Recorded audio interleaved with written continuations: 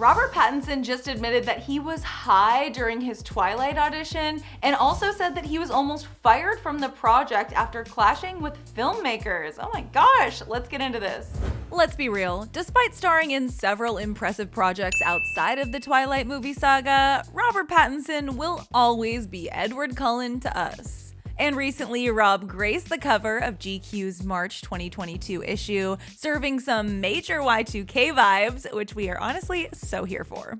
But it wasn't just Robert's cover shoot that got people talking, rather his interview that followed. Rob opened up about his Twilight audition when speaking with GQ for their latest Most Iconic Characters video, and revealed that he wasn't exactly all there when he initially auditioned for the project.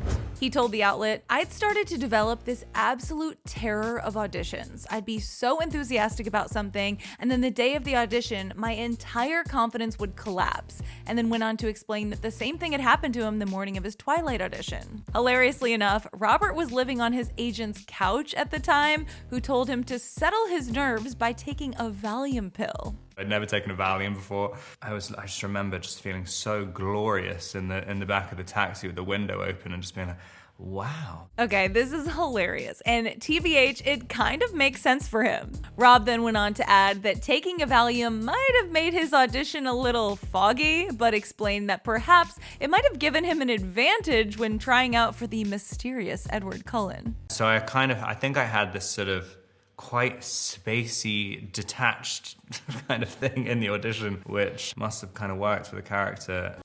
Yeah, surprisingly, it worked, considering he not only landed the role, but also proceeded to star in its sequel films. Though we wouldn't recommend doing this for any big moments yourself.